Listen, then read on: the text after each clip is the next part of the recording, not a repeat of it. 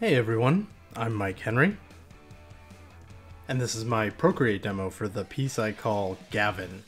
I shouldn't really say piece, this is more of just a character design, and it's another one in my monster character design series. He didn't actually start that way though. He started with just some shape exploration, which you can kind of see here, me shoving some stuff around and just seeing what works. Eventually you'll see once it's flatted, I kind of get to this line-driven flatted thing, throw some chromatic aberration on it, and I kind of thought I was like done. But I also kind of liked him as a character and thought that he would fit well in with the other series, because even though the rest of the characters in the series are all like sort of monsters of some type, they're not quite as distorted. They don't have like really strong monster features necessarily. And I'm a big fan of MSD3K, and particularly Horror at Party Beach is my favorite episode, so I thought it'd be fun. Even though this isn't a one-to-one representation by any means, I thought that having just sort of like this creature that came from the water would be a nice addition. We do have in that lineup a quote creature that came from the water. It was like a very, very loose play on the creature from the Black Lagoon, but that was a female character. She was a little bit more of like a mashup of some octopus stuff and some just like lots of different sea creatures really, but this was me saying like, okay, I don't have the actual like monstery one, so let's do that. So while that other character is a science experiment, she was like created, this character is more of like a mishap, similar to the actual creature from Horror at Party Beach, where like radioactive stuff hit like a fish, and then here we go, we've got this character here. He's best friends with Rick, so if you go back to the video about Rick the fitness buff, he's like the radioactive man type guy. They're best friends. Rick was running along the beach when he ran into Gavin here, and that's how they became friends, and they're workout pals. This series of characters is just a ton of fun, so I'm gonna probably always find excuses to keep doing them, but it is getting harder and harder to come up with good archetypes. It was a little accidental in the beginning, but like after the first couple, it was like, okay, let's base all of these off of some form of classic monster, but like totally mix it up. Don't be too held down by any particular element. If you're gonna do a character that's like the Wolfman, it doesn't have to be a wolf, it doesn't have to be a man, but it has to be some sort of bestial type character, and then maybe have some elements that are part of the same backstory. That was kind of the thought behind all of these. And so that's the same here. So anyways though, let's talk about what's on the page here. My design thinking around this, again, was to do something that had these kind of like funny proportions, had this huge mouth, had this just kind of like over-the-top monster physiology mixed with some human physiology, and then also trying to make decisions that were maybe unique but still tropey at the same time. Like that's what we're going for here. Like a lot of character design is always about balancing the tropes, and so in this case he's very much like a from the water type monster thing, but maybe there's a couple of things here that they usually don't have. Maybe it's his proportions, maybe it's the fact that he's got all this workout clothing on and like a Walkman, maybe it's the fact that he's got like a anglerfish type thing on his head, but just and the tail, I mean, he's just got like a flat out kind of like lizardy tail. So that's kind of what I'm thinking when I'm moving through it. It's like, does this feel fun here, or does this feel boring, or is this actually not necessarily boring, but it's like the right kind of safe or the right kind of expected, and I'll do something that isn't expected elsewhere. If you go back a bit, there's a part where I'm trying to reconcile all the kind of like doodads on top of his head, and that's another example of like, should he have spikes, should he have these like fin things, what should he have up there, and what's gonna feel fun, and maybe special, or maybe like not special but still kind of like cool, and that's just the exercise. When you're doing character designs, you're making kind of like big decisions up front, and then everything you do throughout the process is kind of like micro decisions across the whole thing. Everything to what's the thickness of this line, how am I going to do this shape. It can even be something like, oh, I added this little flick of a line here, and now that is implying this other thing. Hey, let's go down that road and see like what that does. The stage we're at here though, what we're actually looking at is the flatting stage, You can see in the previous video when I was talking about Layla, I was talking about what flats are. I realize not everybody is aware of some of these terms, and flats are essentially just flat colors. But the reason I'm mentioning that again is you can see here that these aren't all flat colors. We've got some gradients. I've talked about this before, especially when drawing humans. Humans have lots of skin variation across their body. It doesn't matter where you're from, you have changes across, like maybe your palms are a different color than the top of your hands, or the tips of your fingers are different than the rest of your hand, or your nose is a different color than your cheeks, or etc., etc. It kind of goes on forever, right? And when you're trying to communicate the almost like life of a character, that kind of stuff can help. Now, obviously, if you're doing traditional 2D animation and you don't have the ability to do something like that, or you don't want to take the time to do something like that because it's a lot of work, maybe with a little payoff potentially, you homogenize it all into, okay, this character has a flat skin tone across their whole body. But if you can go in there and you can throw in some variation, that can mean a lot. It can mean a lot in lots of ways, but it can mean a lot. Mostly what I'm referring to here is in communicating the life that there is, that it's an organic thing. And so here we're doing the exact same thing. We're taking a look at not only this guy, but I'm thinking about the way human skin is, I'm thinking about the way creature skin is, and I'm seeing, is there ways that we can add some of that variation? Now, once we do that in the flats, that's like local color. Like if you're thinking in 3D, it's like the diffuse map. So that's kind of what we're trying to do here, is where before all of the lighting ends up getting applied on our lighting layers, we're trying to sort out some of his variation. And now I'm talking about skin because that's what we're seeing right here, but this can happen in lots of areas, not just skin. So as we're moving through these layers, we're essentially setting up our flats in a hierarchy that is establishing back to front in terms of Z space in the canvas, so the depth of the canvas, which means on your layer stack, you're setting them up from bottom to top. Lower layers further back, top layers further forward.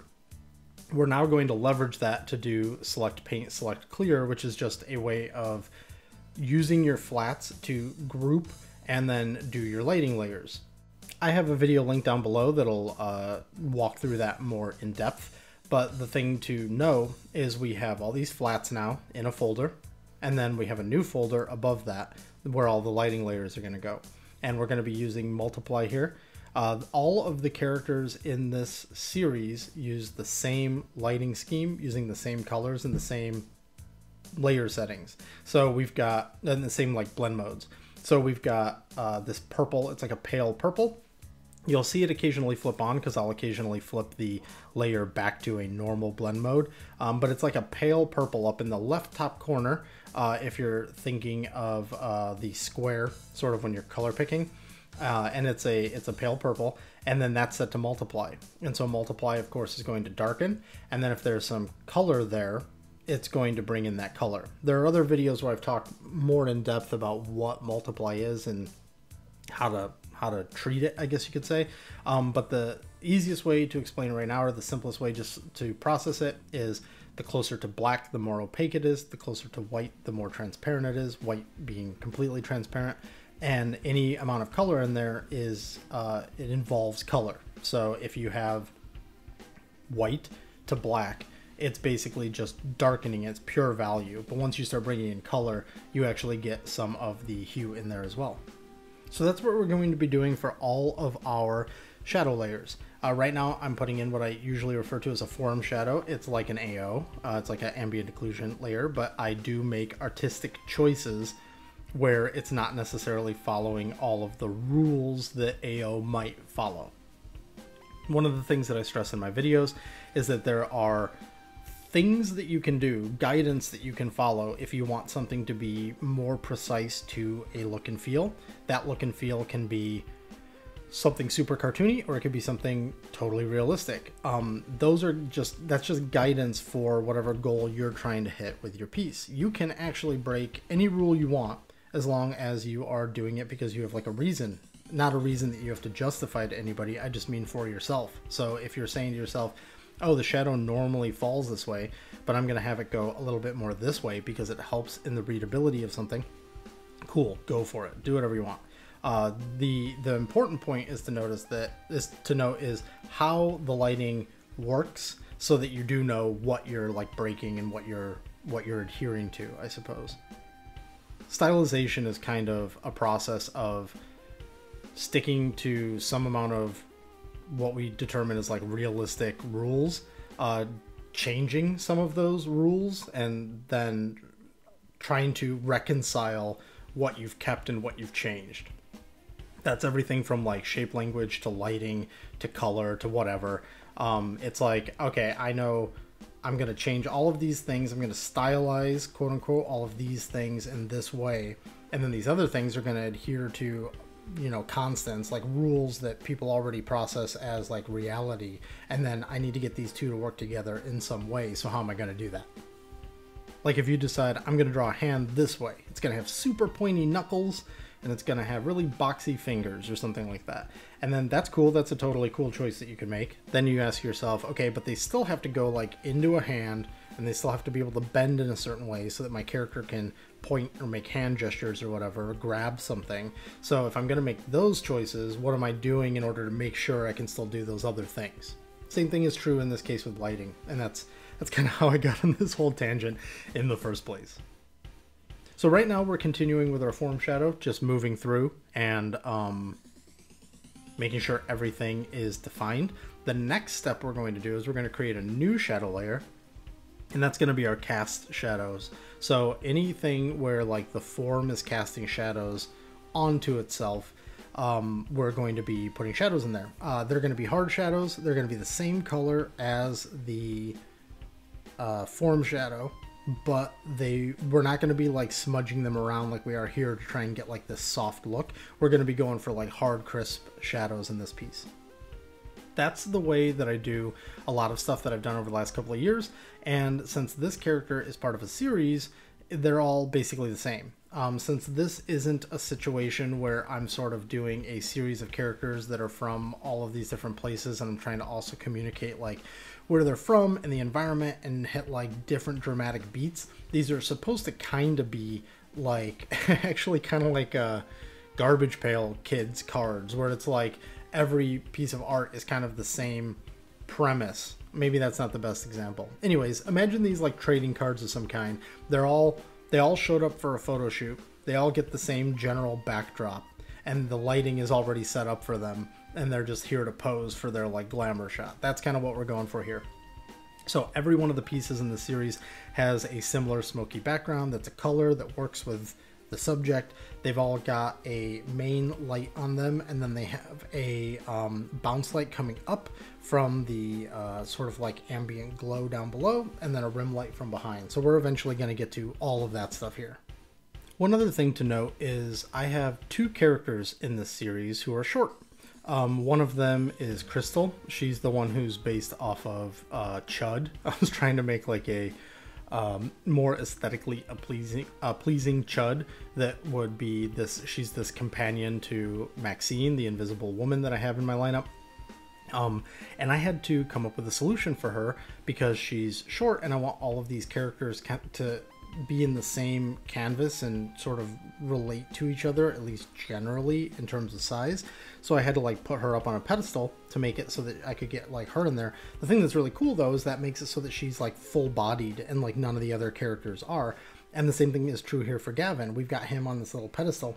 So you can see right here, I've got it kind of blocked in to look a little swampy, a little watery. It's rocks with, it's, you know, some sort of a rock platform with some grass.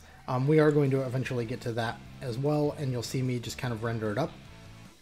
For that one, I'm pretty sure though I went with something a little bit different. I'll have to check when we get to it in the replay, but I'm pretty sure I go with just color picking and painting, which is actually a style that process that I have done a ton in my past, and I still do when I'm working in certain programs like Photoshop. And now this piece is kind of old, but now I have a new iPad that allows me to do way more layers, so I'm probably going to be doing more of that soon just to demo that. If you go way back in my video history, you'll go back to some pieces that were done in that way, so you can see what I'm talking about.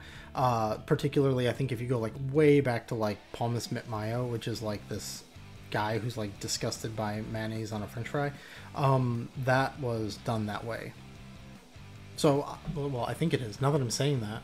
No, I'm pretty sure it is. Anyways, that's a different methodology, and I'll start doing more of those soon. But I've just had like no time to produce a ton of new work because of work and because of just life in general. And that's also why I haven't been putting out as many videos here. So I'm trying to get to all of that. And the big thing that I want to do here is I have been putting out work for the past year, and I haven't been doing videos for all of them. So I want to catch up and get to like every video, every piece, sorry, make a video of every piece. So that's the goal. And I think I'm poised to be able to do that. I'm going to try and play a lot of catch up in the near future and see if we can get there. I've got a new method where I prep all the videos at night, and then during some point of the day, like on the weekend, when my where I can be kind of like loud and talking to a microphone, I then will try to bang out all of these videos. So you can see here that hard shadow going in. Again, that's the same color as the form shadow. And this is a good time to mention that point I was making about the way lighting works. You can see when you go across this character, I mean, it's still in progress, but he looks lit. He looks like he's coming from basically one direct lighting source when you're just kind of looking at it. But if you actually go across his form and you look at every one of those shadows and how they lay, they're not all like accurate to how his actual topology would be casting light on itself. And that's because there are some areas where me either forcing a shadow or pulling back on a shadow helps me. Like his forearm, his distant forearm would not be casting that shadow on those little like fin things coming off of his arm. But it also helps me because it separates that forearm from that. Now there could be somebody out there who disagrees and says that I shouldn't do that because it's just not realistic. And if it's realistic or realistically minded with the lighting, that will sort itself out in the end. But I don't agree. And so I made it so that cat is forcing a shadow right there. And then there are other areas where the shadow feels pretty damn accurate, like the way his angler phalange is casting a shadow onto that distant fin. That feels like that's pretty on point. Or some of the other shadows across it, maybe his arm on his body kind of thing. But anyways, the point there is to make these decisions for the purpose of the piece. And for me, it's about like readability and separation and drama and all these other things. What I just put on there was a bit of a rounding shadow layer, and that's just a soft brush that I go in with that's not my turpentine brush, and I add just a little bit of extra rounding to everything. That's a third shadow layer that then is the same color and multiply, and then just kind of going around it softly and making sure that things feel rounded. I should talk about brushes real quick. As many of you know, I have a brush set that's linked in the description of all my videos, or all my videos for the last like year or two. And that has a turpentine brush in it. That's the brush that I use for a lot of this painting. And then I use that same brush as a smudge for things like the form shadow pass. There's also, you'll notice a second ago, I just put something on the lower part of his deltoid, and what I'll put in is these little helper shadows every now and then where like I feel like maybe some extra definition is needed. They're usually really subtle, but they help in just kind of pushing the form. We've also been doing the lighting layer here, or the light layer, I should say, which is almost like a turquoise or a cyan that's been lowered in opacity dramatically, because the light in all these pieces is blue. And so we've got like a little bit of this blue. You can really see it on his lip where I'm trying to make his lip look a little shiny. And that's just a reduced in opacity blue. And then right there is the highlights though. This is different. So then we're throwing that on. There'll probably be like a little bit of a adjustment to that. And now all the bells and whistles are getting flipped back on. So a lot of these were from the rough that I had done earlier, where it was just like where I did the rough color key for like what the whole thing could be. And now I've turned them all on, turned them all off, doing the refined version of them. So here's the rim light from that back light. You can see that little bit of orange coming down. Got a little bit of subsurface scattering on the fin part of his like I guess, ear, although I wouldn't really call it an ear. So eventually this rim light is going to take on that orange hue, which it just did it right there. I usually start with a core white first, and then like duplicate it, make it orange, blur it, like get that bloom on it that's got that rich orange color, so then it starts feeling like it's being generated by that light from behind. Now we're doing the bounce light from below. We've got this purple kind of like foggy sort of situation going on around him, and we're gonna do that coming up from the bottom. It's funny when you do these types of series where you want to have like rules and they all kind of get staged similarly. It's like my A Village Corrupted pieces and a bunch of stuff I've done over the years that just is before the time of me having this channel and everything. It's cool and it's fun and it's great to have a set. It's like you're collecting them all as you go, but then it can also be actually kind of a pain in the ass because you're always having to go back and reference other files. And if it was something like Photoshop, obviously you would just have two files open at the same time, but Procreate doesn't really work that way. So sometimes it can be a bit of a pain to go between files. So you can either do it by saving out like a swatch set, which I'm just lazy and I forget to do that every time.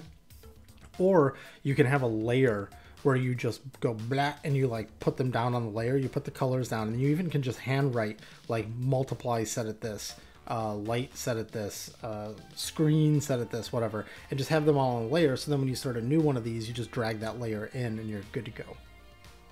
The backgrounds on here have a subtle noise applied to them, which is what you just saw happen in the background. It's a full color noise. It's not monochromatic, just because I think it adds a little bit more. There are times where I'll use a monochromatic, just not in this series.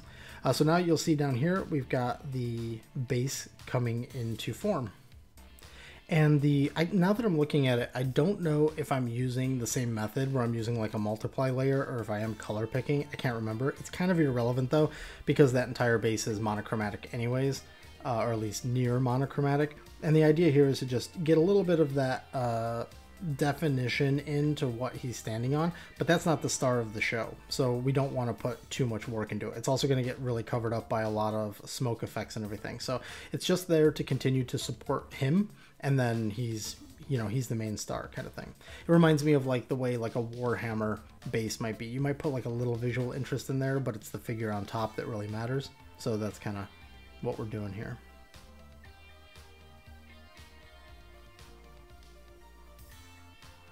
Putting a little bit of the rim light on that base as well, just to make sure that it feels like it's a part of the environment.